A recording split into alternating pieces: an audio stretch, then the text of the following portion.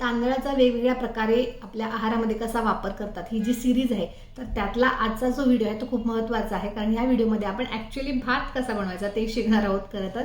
तर ग्रंथोक्त जे प्रमाण सांगितलेलं आहे, तर त्यामध्ये आपण जे तांदूळ घेतो त्याच्या 5 पट पाणी घेऊन हे तांदूळ स्वच्छ धुवून मग त्याचा जो भात करायला ठेवतात आणि मग तो पेज काढल्यानंतर जो स्वच्छ पांढरा असा जो भात तयार होतो, मऊ आणि गरमागरम असा जर भात तुम्ही खाल्लात तर हा भात आहे तो पचायला हलका असतो आणि कफ वाढवणारा नसतो आणि हा पथ्यकर सांगितलेला आहे, हा बल्य सांगितलेला आहे, बल वाढवणारा सांगितलेला आहे, रुचिप्रद सांगितलेला आहे, तोंडाला चव आणणारा असा सांगितलेला आहे.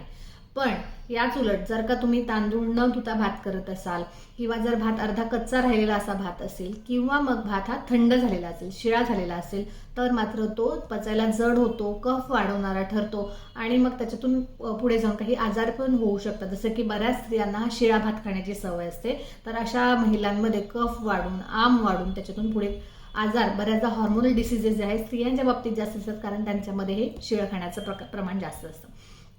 तर म्हणून हा ताजा केलेला भात जो आहे तो अत्यंत हितकर सांगितलेला आहे. त्याच्याही पुढे जाऊन जर का आपल्याला हा भात जर आपल्याला डायबिटीजच्या लोकांना खायचा आहे, मधुमेही व्यक्ती असेल आणि त्यांना भात प्रचंड खायची इच्छा आहे पण डॉक्टरांनी सांगितले की भात पूर्ण बंद, तर अशा व्यक्तींना काय उपाय करता येतो, तर हे तांदूळ जे आहेत ते असा जो भाताची क्रिया सांगितली तशीच करायची, पण ती करण्याआधी हे तांदूळ चांगले भाजून घ्यायचे आहेत, त्यामुळे ते आणखी हलके होतात. आणि जर शक्य असेल तर भात करताना तो जो पाणी आपण वापरणार आहोत तर त्याच्याऐवजी आपल्याला त्याच्यामध्ये सुंठ, मिरी, लवंग हे जे उष्ण पदार्थ आहेत ना, ह्या उष्ण पदार्थांपासून काढा बनवून त्या काढ्यामध्ये जर का आपण हा भात शिजवला तर आणखी त्यांच्यामध्ये हा फायदेशीर ठरू शकतो, कफ न वाढवणारा ठरू शकतो, साखर नियंत्रणात ठेवणारा ठरू शकतो. त्यानंतर हा जो भात बनवतो ना, तर त्याच्यामध्ये आपण आणखी एक व्हेरिएशन करू शकतो की